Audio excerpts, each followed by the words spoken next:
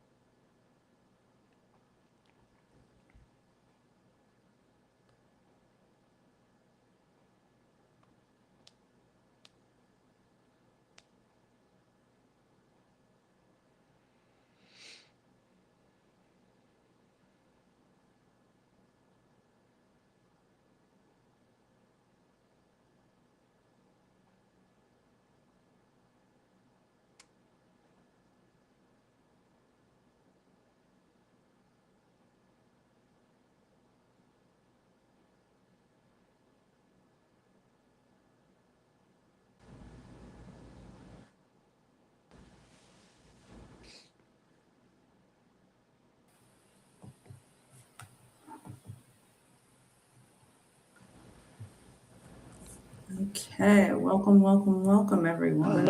Hello. Welcome to Office Hours. We're ready to go? Yes, we are ready to go. Awesome. So today we are going to do something that we love, which is zooming out on what happened with AI in 2025, and then getting down to reality of 2026 and what are we going to do? What's real versus the hype? If you are an operator, an investor, anyone who's really interested in figuring out AI for your enterprise, this is a great session for you to listen in on. So I introduce Mary Beth next. Hi, I'm Mary Beth Martirana. I am the CEO of Sapient Advisors, and I am super excited today to kick off this year, 2026, with a very good friend of mine and somebody I truly respect and hold dear to my heart, Joyce Shen. Joyce is an expert in enterprise AI. She headed up the innovation team at Refinitiv, then went on to a illustrious career in venture. She is the managing partner in Together Expedition Fund, and she also is a professor at UC Berkeley in applied AI. And Joyce, welcome. We are so glad to have you here. One thing just before we dive into our conversation, today we are not only streaming on LinkedIn Live, but YouTube and also Substack. Anybody who has any questions, we have Christine manning questions and sending them to us as the show goes on. And also Richard is manning our Substack Live, and they will be feeding us questions. So we like to keep it where we don't hold the questions back. We have them sent in and we can answer the questions as we go through. So Joyce, without further ado, welcome and warm welcome to you. And please introduce yourself to everybody. Yeah, thank you so much, Mary Beth and Sandy. It's a great opportunity to be here and talk to everybody about all things AI. And I'm the founder and managing partner of private investment firm called Together Expedition. We focus on investing in emerging technology companies that solve meaningful problems for a better future. And these emerging technologies could include data, AI, among others. And as you mentioned, in the past decade, I've been teaching data science and AI at UC Berkeley as adjunct faculty, working with graduate students to help apply AI technologies and build innovative and high impact solutions. Amazing. Joyce, let's just get into it. So for 2025, everyone talks about it being a real breakthrough year for AI. And from where you sit, what are your thoughts on that? What actually changed versus what just got louder for everyone? Yeah, I think 2025 is a continuation of what started in 2023 and 2024. I think if we just look at everything around us and how we're using these tools, I would say that if I ask you the question, how much are we all using Google AI, Perplexity, ChatGPT? I think you got the answer from most people that young and old, that people are using these tools. So I think the adoption is here to stay and will continue, and will, as an industry and as users, we'll find more and more use cases, how we use these tools, how people best use these tools, and when and in what scenarios they use it more of. I think on the consumerization side of AI is definitely taking off and continue to do that. I think the enterprise side as well. So I think everything that people were talking about in 2023 and 2024 about the power of these generative applications kind of played out in 2025. We didn't see a slowdown of adoption from consumers. So we actually see continued and expanded adoption. And you see both incumbents building out more integrations and enhancements to their existing products to make the consumption of these tools and technology much easier. And you also see still more and more companies trying to really experiment with new technologies and building new applications, which I think is a good thing. Mm-hmm. And which would you say is a trend maybe people overestimated for 2025 and one that maybe quietly became foundational? I wouldn't really say anything that's like overestimated. I mean, I think with any new technologies, there's always sort of an element experimentation and learning. And I think we're just on a faster pace of experimentation and learning, both for individuals and for companies and for the builders themselves. And so I think it's less of overestimated. It's just healthy. And I think the difference is that it's just much faster pace. The incumbents are moving faster. than before. And in some ways, startups are trying to catch up, which is not usually the case, right? The startups typically lead the innovation, and you have incumbents catching up. I think this wave, you see this sort of inevitable need to really just move ahead for small and large companies. I think what's foundational is that the things that we always talk about being foundational in building good applications and technologies for organization and use continue to be foundational. We may not be talking about it as much when we're in the fast experimentation phase, but you see more and more of that being layered in, which I think is a natural evolution of innovation, which is, let's break some things, let's learn, let's figure out what we can use these things for. And now let's also building the guardrails. Let's also make these things more robust, because we're expecting not 1,000 people to use, but 10,000, 100,000 users to use. So how do we do that? How do we do that in a sustainable, scalable manner? Yeah, back to basics. I think Mary Beth and I have been saying this for all year, pretty much. So, Mary Beth, I'll throw it over to you for some questions. So, that's been our mantra for quite a while. I think, Joyce, as you know, I mean, we're product people at heart, and it all starts with the problem. And I felt for a while there, it was like the text, the solution was trying to look for a problem. But where do you? And I think you touched on a couple of things that I thought were really interesting right now. Like you set that the stage, like this started in 2023 to 2024, and then we go into 2025, and then the large companies, what have they done to move the needle? And there might be places where it didn't really work out and they kind of stalled, but I'd also be curious of not just the large enterprise, but what opportunities is for below that, like the mid markets. I'm kind of just thinking through this as you were talking there. I kind of hit something to me. Yeah, I think the challenges are different for larger enterprises versus medium-sized or smaller enterprises, and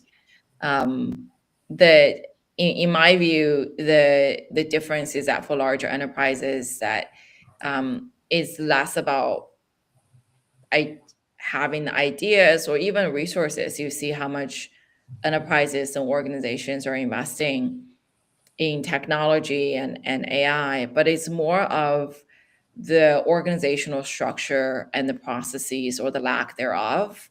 And the collaboration models to actually take these pilots into production.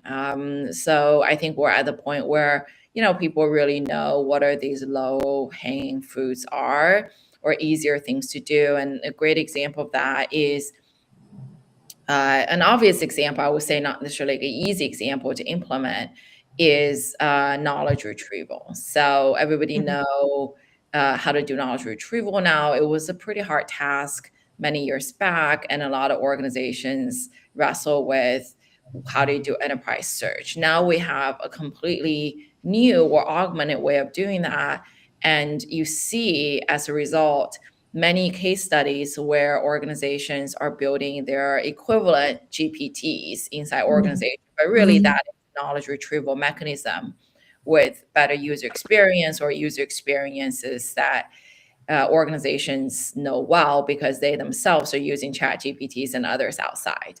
The challenge now is the next level of applications. So applications that optimize operations, applications that can help manage risk better or surface this new data analytics.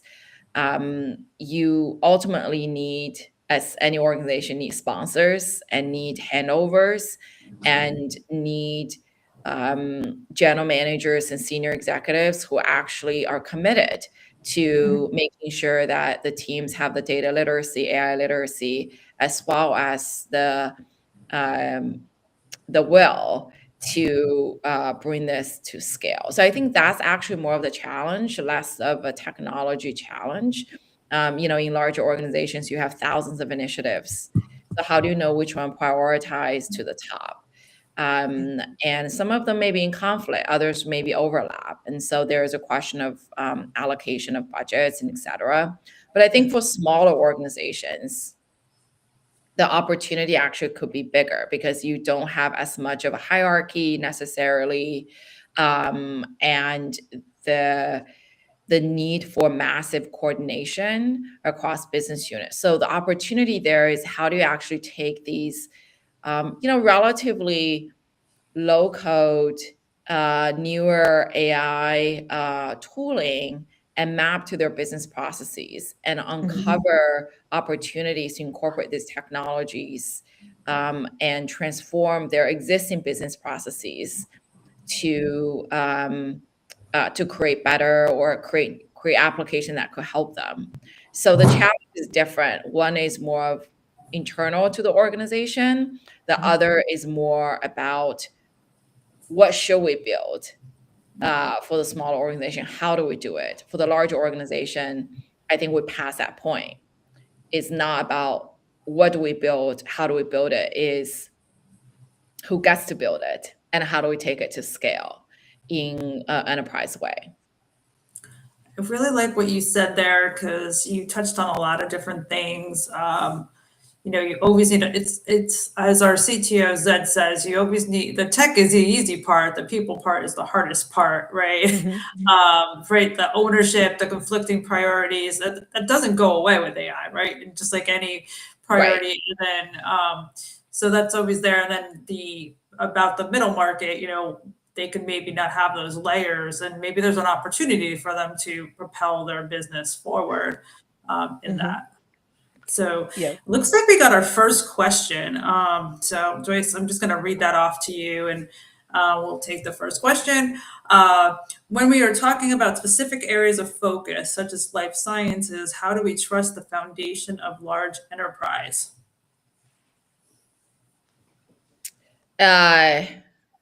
I think I may need more clarification on that question. Is it the foundation of large enterprise or large language models?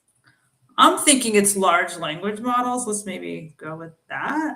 Yeah. Unless they've. I think whether it's in life sciences or not, I do think one of the considerations that continue to be top of mind is how do you build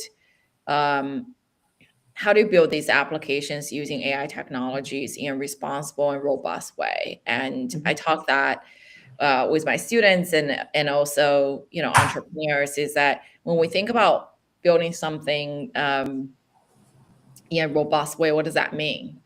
Does it mean that it's robust from a cyber perspective? Does it mean that it's robust from like a use case perspective because it covers a lot of different ground for that particular problem? And I think to this question, whether you're talking about companies building these, AI applications or models, or the usage of these models themselves, is really thinking through how do we know that these models are making the right decisions? And how do we check that they're making the right decisions? And how do we check throughout the life cycle of that decision being made or that task being performed that it is indeed doing the right thing? And that is really complicated. I think for those who, haven't really built these applications, it seems trivial. It's not just evaluation benchmarking. Just imagine how complicated all kinds of business processes that exist. If you worked in any organization, especially larger organizations that deal with high stakes stuff, these are complicated business processes that exist for a reason.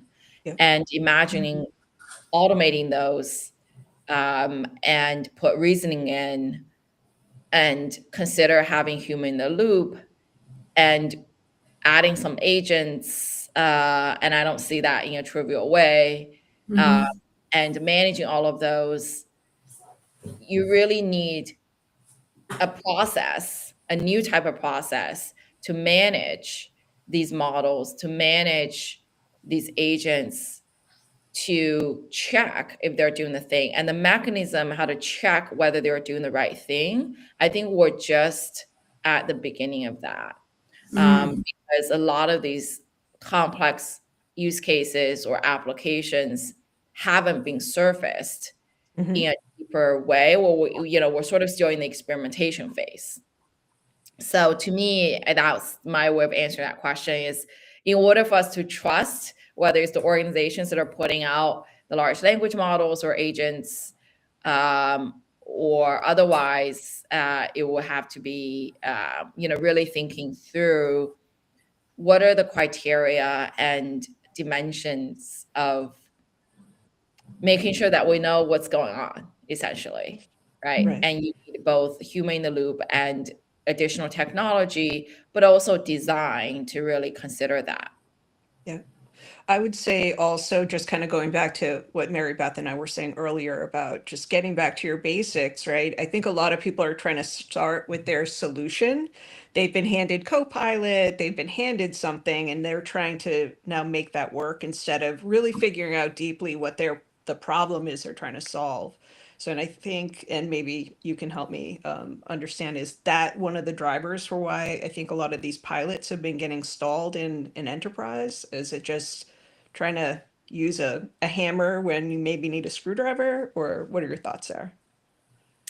I think it's a couple of reasons. I mean, I had this, I led emerging technologies at Thomson Reuters from Refinitiv. And, one of the things that we really wanted to figure out, and we did a lot of work around it, is really this transitioning, hand over. How do you take a pilot and then have a receiver essentially on the other side? And it's not that easy, right? You have budget, you have sponsorship, you have, typically the pilot is scoped because it's a pilot, you want to scope it so that you can learn. But that scope is pretty small relative to what an organization, what a functional team needs. And so I think the pilot stalling is really just a symptom of it takes time to really evaluate the learnings from these pilots, and really then also understand who are the right people, what are the right areas where these solutions do actually have a home and are needed. And that takes a lot of exploratory exercise, I think. I think a lot of folks underestimate how much time and energy that takes. And I tell that to, enterprise startups, who may, not have done that before, is that typically you really underestimate the amount of work and coordination and consensus building and evaluation that's needed in this sort of cross-functional matrix organization. And I think that's actually, in some ways, on one hand, is a good thing, because organizations do need that to sift through what's noise versus what's real, to a point, Sandy, and really get that sponsorship and making sure that we're making the right investment.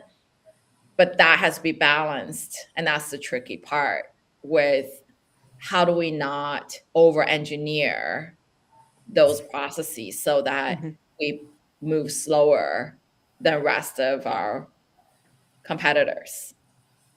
Got it. Yeah.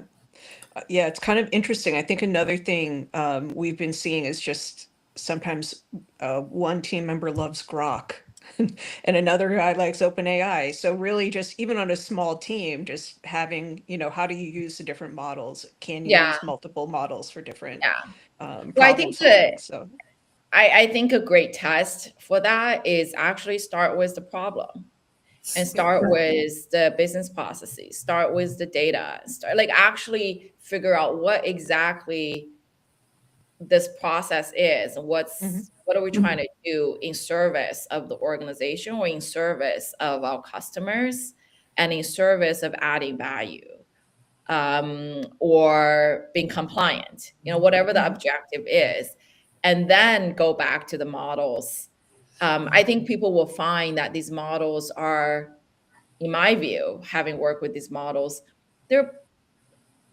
they kind of are 80% there most of the time. And so it's really that 10 to 20% where there are these inputs for making decision as to what model to pick. But Mhm. the best practice is not just to pick one model. Mhm. It's back to the original point: is how do we know that this is the right model? Not because I said it, but because given the use case, given the tasks, given the learnings, given the runs of these models, we are able to see evidence that this is the right one. Mhm. And I'm not sure how many companies have those processes in place, to be honest. I'm Um, not either. Go I ahead, don't, Mary. yeah, exactly. I think you're getting down to like, just when I just like listen to this whole thing is it's really getting down to a workflow, right? Workflows, right? Getting into the workflows of an organization, whether you were like building a tool that was workflow tool years ago, and this is workflow, and you got to map out the workflow and all the intricacies. Then, and it's complicated, right? And then regulated industries like healthcare, financial services, just layer that on top of it. Mhm. And when you go and you have the workflow and you get into like that pilot might have been done in that lab, but then when you go to bring it to production, there's a lot of things to think about, and you need to go back to the problem set, like you're saying. Everything, it always comes back to starting with the problem, the requirements, the user, the use Mhm. case, and then the data, the model, whatever you do, the UX is all going to be dependent back to the Yep. the use case. Yep. And Yeah, your I think outliers so. for UX. What are the things that are going to break the UX as always? So Well, yeah. So I think, that's all like, it just rings true with like what I've been trying to say to everybody. It's like back to basics time, folks, like, and it's not anything new that we haven't seen before, right? In a sense. Mhm. We have some more questions, and then I missed one, but I'm going to go to the next one. Do you see AI as more benefiting companies with deep pockets or leveling the playing field for smaller companies? I think it depends on, which part of the life cycle we're talking about. I think if we're talking about sort of having tools for functional areas, I think it's definitely leveling the field in some areas. And I would use marketing as an example. That's the obvious one. That was one of the first that people saw, wow, this is really going to change marketing. And you have larger companies that have huge budget in creating marketing campaigns and hire creatives, etc. I think there's a lot more opportunities now, as you see, using all these innovative solutions powered by generative AI and otherwise, to give smaller organizations the ability to create pretty phenomenal creative collaterals while having that human in the loop to do sort of the last mile check or work. I think that's one good example. I think the other example is it remains to be seen, I think, but there are evidence out there, anecdotally, and I think written by different news media based on surveys and so forth, that the knowledge workers, the white collar workers, have been insulated from this disruptive nature of these advanced technologies. I think this really has changed. If you look at, as we're just talking about, enterprise search and a knowledge retrieval, on that research, it remains to be seen. I think where larger organizations pay huge amount of money for research firms, etc., smaller organizations now may have additional avenues to get same or similar level of caliber of work. You may not cover 100% of it, but some of these clients don't need 100% of the same thing. They didn't even have 1% because they couldn't afford it. If you give them 50%, that's already a tremendous improvement. So I do see that this is going to change the way that I think we need to think about deliver service and knowledge and these sort of business models, because it's going to really change, I think, a lot of these industries where it was, it had a clear moat because they were more expensive. And that moat will slowly go away because in some ways, if you look at just the consumer version of these products, it's taking that moat away. We are democratizing knowledge. We're democratizing access to information. We're democratizing the ability to distill or summarize information. And again, it may not be all correct, and that's a separate conversation, as it relates to safety and responsibility and building the right things. But to your question, Mary Beth, is like a lot of these organizations didn't have the ability to afford it. Now you can give just a bit more. It's already a huge improvement. Yeah. If you can 10x your admin, I mean, you're gonna get a lot more done, right?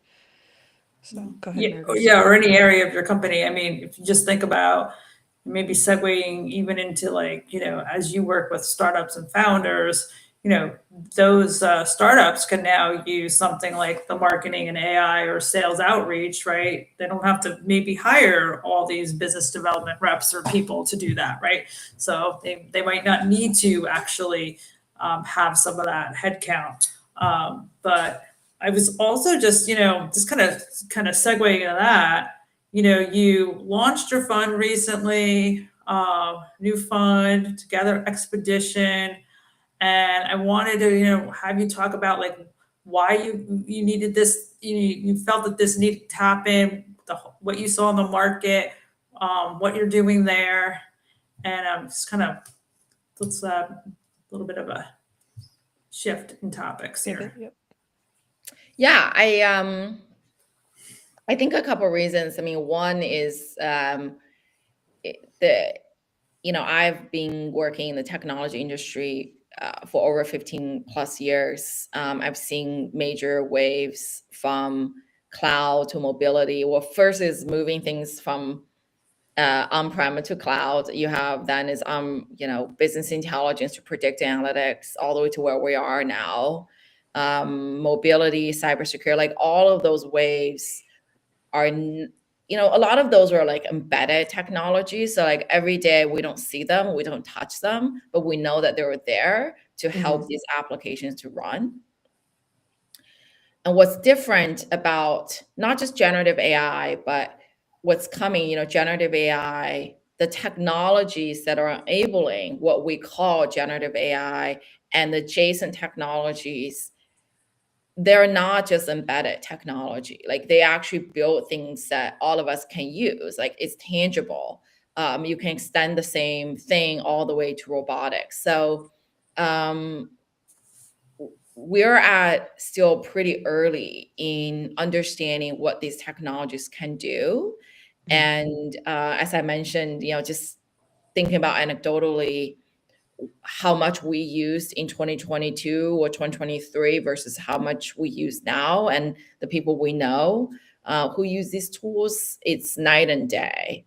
And oftentimes there is great opportunity when you have major market movements and technology movements like this, and people want new solutions that can improve their lives, can improve the things that are status quo. And that's what my motivation is, that where we have these amazing technologies in front of us, how to bring together the right people, the great ideas, and use these technologies appropriately to solve problems that matter.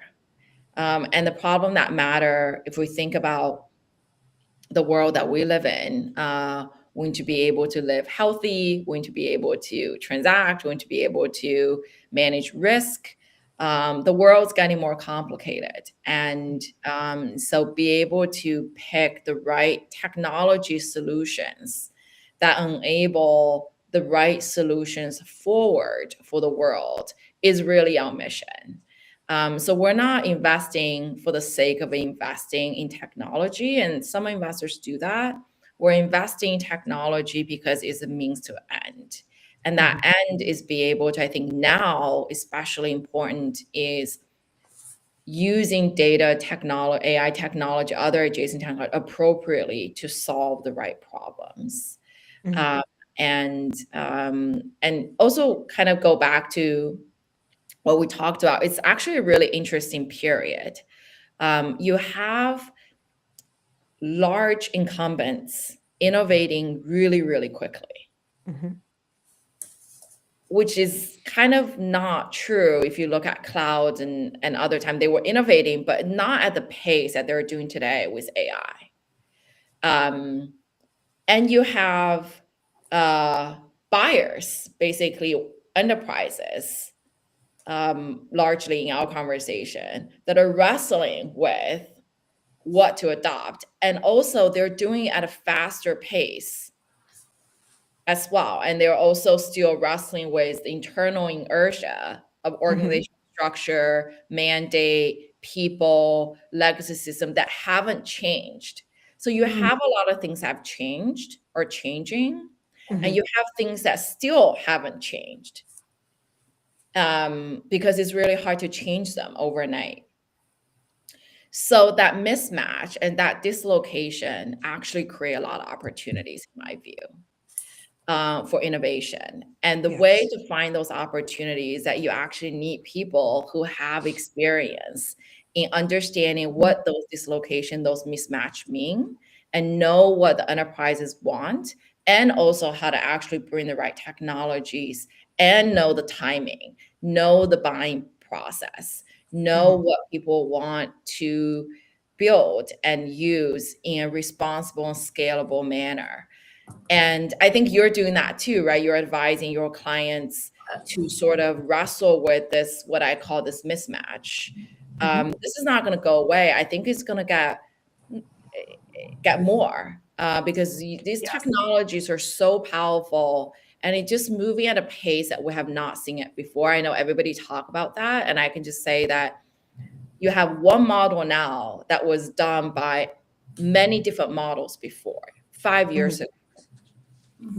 And so you have technology pushing forward, you have organization want to adopt, but you also have all these sort of structural things that are still in place.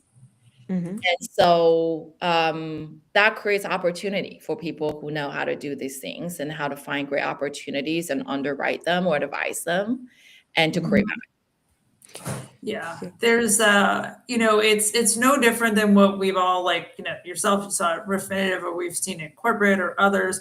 But there's one thing I've noticed is, like, working with people is to get some of the unlock there of the mismatch is, simply asking, like, a team, like, what have you, what is your comfort level with AI? What have you done?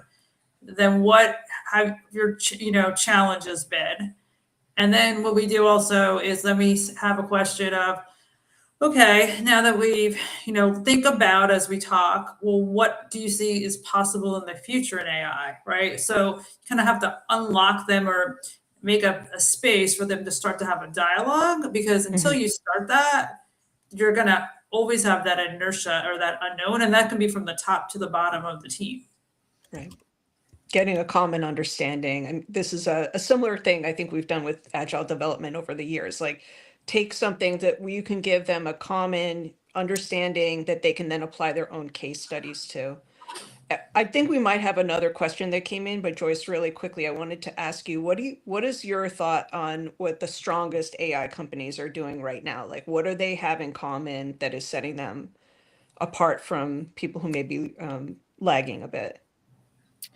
Yeah, I think a big advantage of some of these companies is actually what we talked about, is that they are in these, they are already embedded in these organizations and already a part of these structures. And so it's easy for them to add on. And that's part of what's interesting here. So if you look at Snowflakes and Databricks of the world, they really have expanded their stack from where they started, but really go very aggressively through organic and inorganic growth to be in that leading position for enterprise AI. And so I think you look at all the major tech companies too. That's no different. They're already in the position, and so I'm it's easy for them yeah, to build out. curious about your thoughts about Salesforce in that sense, because I hear a lot of blowback actually on Agentforce that it's too much. They might be just ahead of the curve, but I'd love to hear your thoughts about it. I wouldn't discount Salesforce at all. I mean, I think if you think about how Salesforce started, and really a core part of it, at least in my view, is that it is an embedded system of records.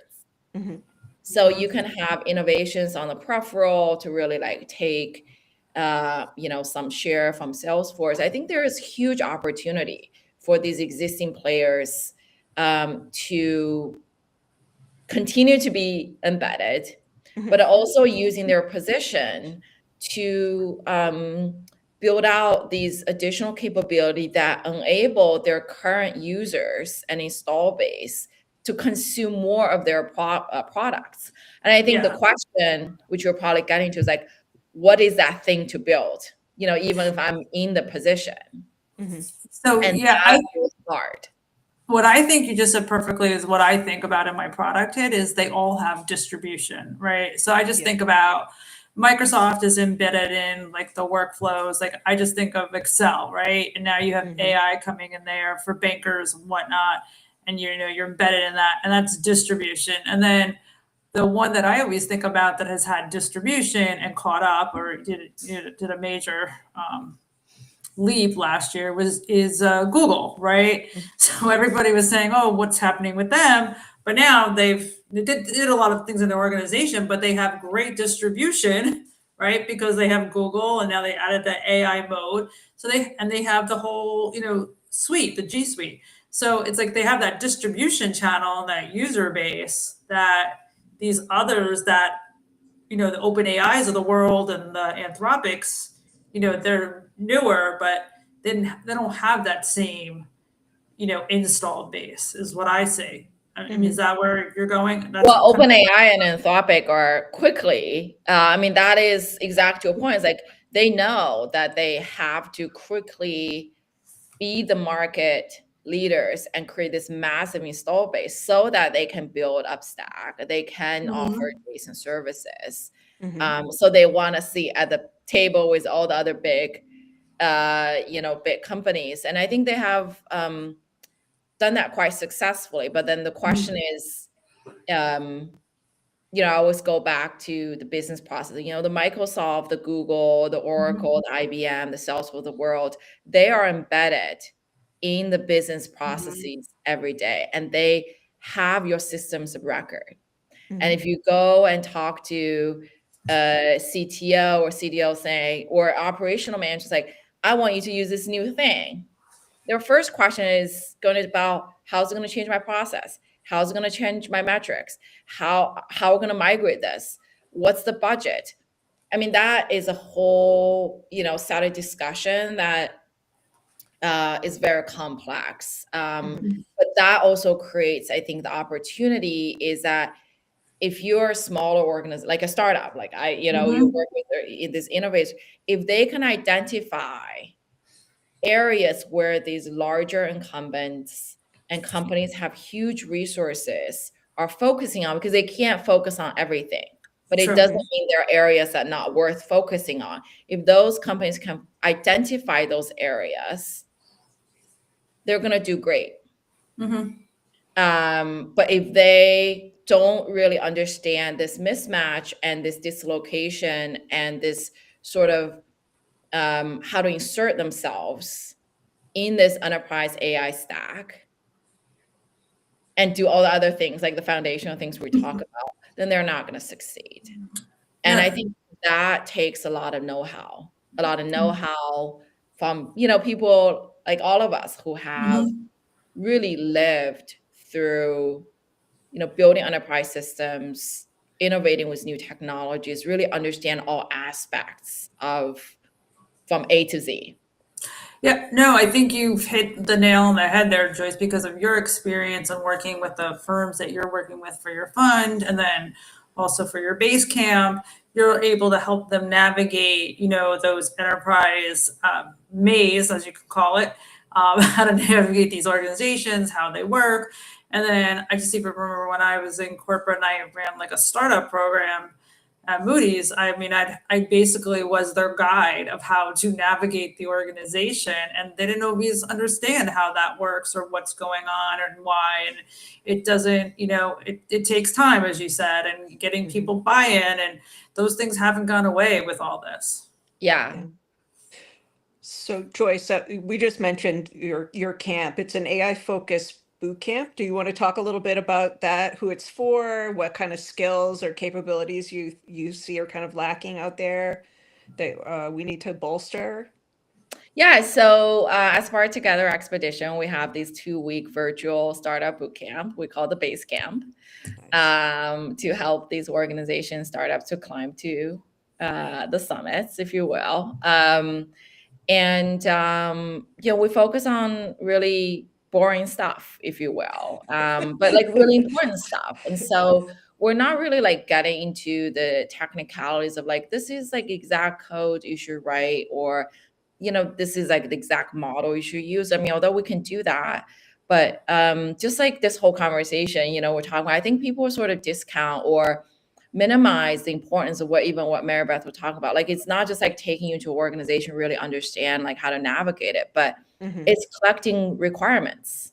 Yeah. So if you really don't understand what these organizations need, want, and what they actually have today,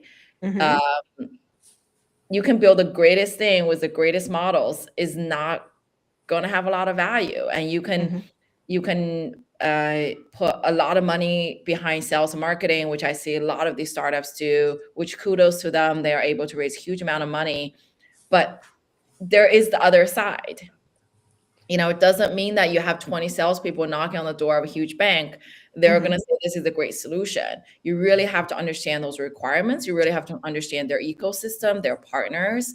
And so our hope is that through this virtual boot camp, we're helping organize like these startups and entrepreneurs who are amazing and have great ideas and work really hard to really help them understand more methodically, or adding to their existing work that they have already done, is how do you strategically position your solution to inform their current and future roadmap?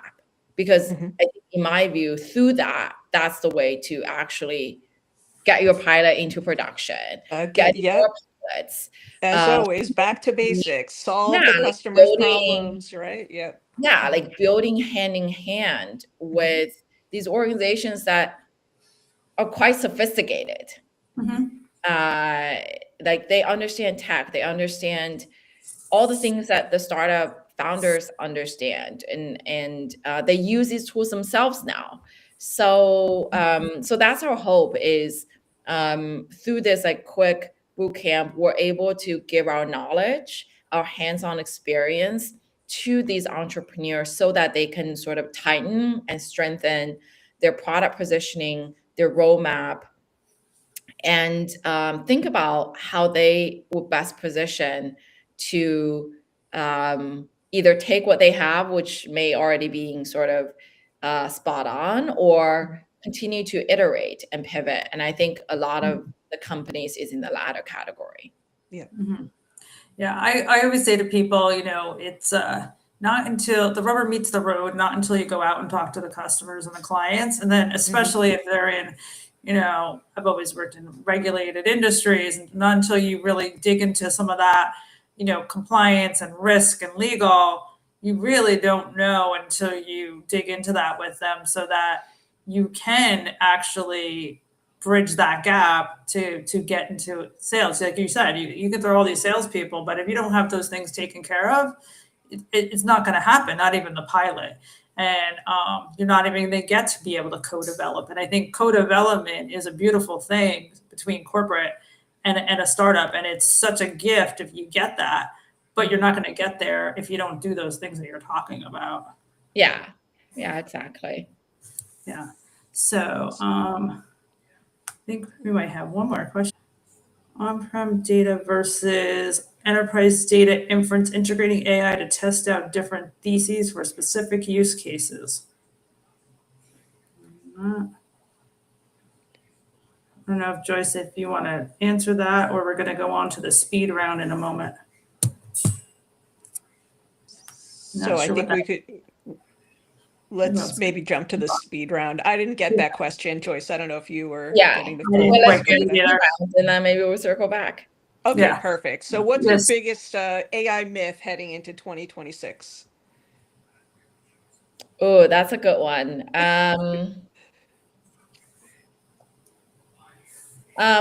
mean, I do think that, you know, I focus on enterprise. So I think it's this sort of continued theme that it takes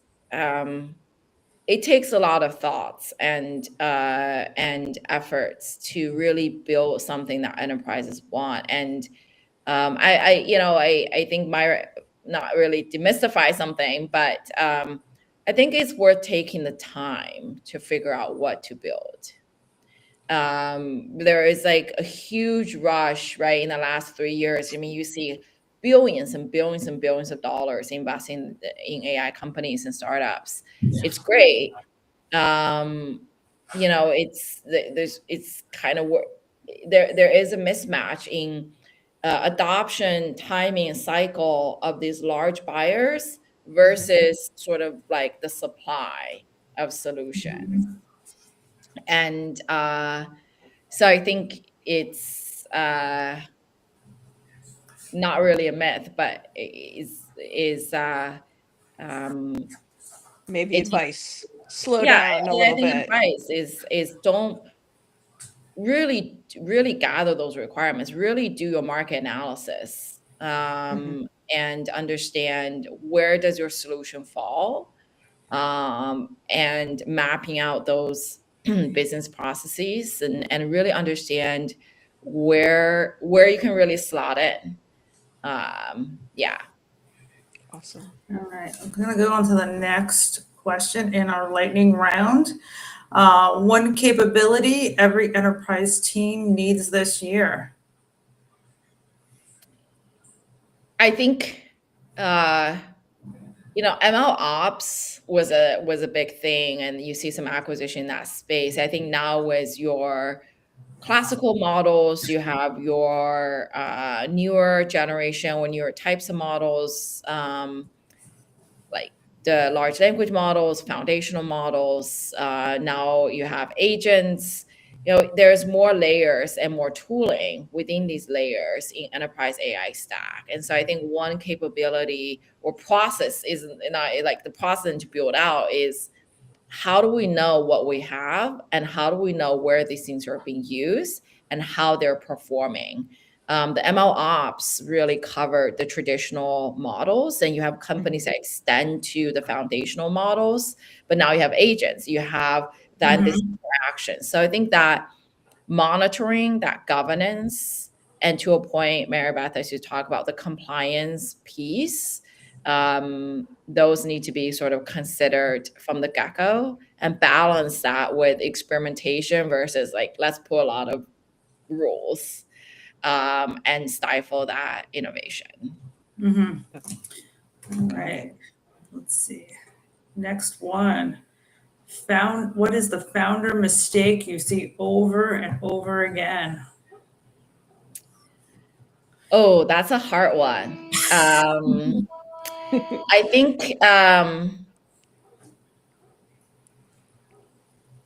All right, while you're thinking. I think one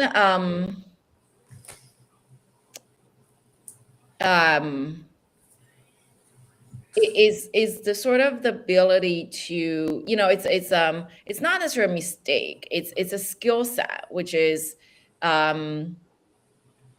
be able to make analytical and thoughtful and grounded decisions in a very uncertain market and in um,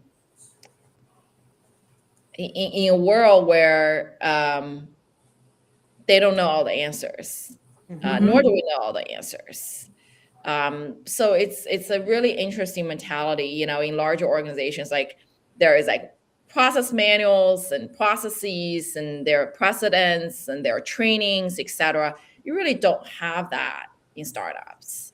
So the founders really need to be very nimble, but analytical, but not over analyzing. And they're able to pivot, but then pivot in a evidence-based, grounded way and be able to bring their teams along. So it's like strategic and tactical at the same time, and just have good judgment. And that, I think that's like really hard to teach and learn. Yeah, there's such a blend there, and it's very nuanced, and you Yeah. know, and you're never going to have all the information, but you got to like take what you have and, Right. and you know when to like make those changes or pivots or moves, and then Yeah. you know however small or large that startup is, you got to bring everybody with you because with that to make sure the ship is going in the right direction. Yeah. Mary Beth, we've seen this over and over where people are just, the founders are in love with their idea and they won't take a step back and look at it and say, is this really the right thing? Or is this, I'm building what I love? Like, you have to be passionate. I mean, we know this, we've all been founders here, right? So you have to be passionate about what you're doing, but don't have a blind spot about it as well, right?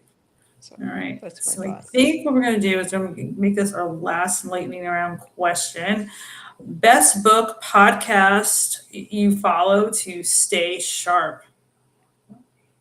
Might be Oh, I don't really follow one thing. I mean, I think I tell, you know, everybody who know me and I tell my students, I just read all the time.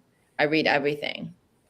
And I think that really helps me to form a holistic view, and it's just constant learning. You know, I don't just read all technical papers. I don't just read only AI blogs. I read everything.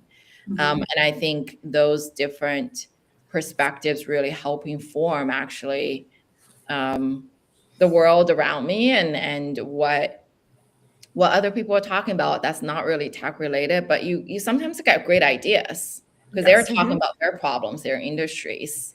You're like, oh, you know, that's interesting. Could we solve that with tech or enable the solution with tech? To Sandy's earlier question, you don't really get that a lot from just technical reading. So I read broadly all the time.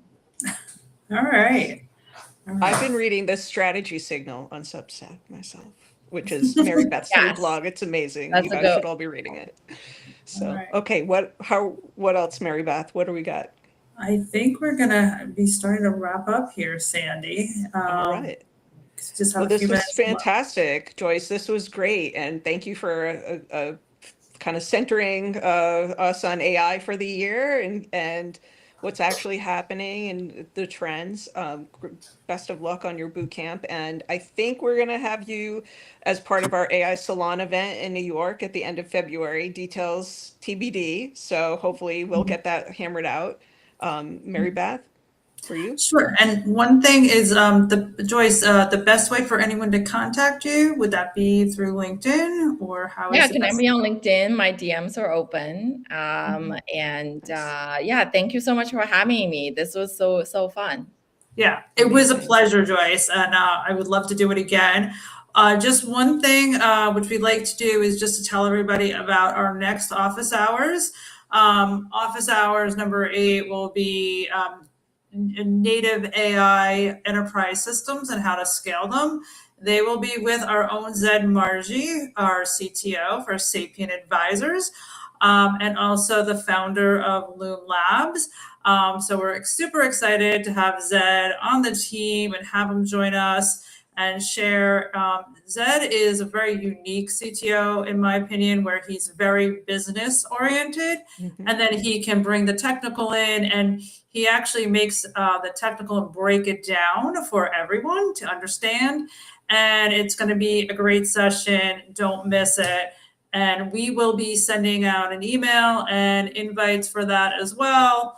And then also, as always, I will be writing an article here about our discussion with Joyce. And again, thank you, everyone. And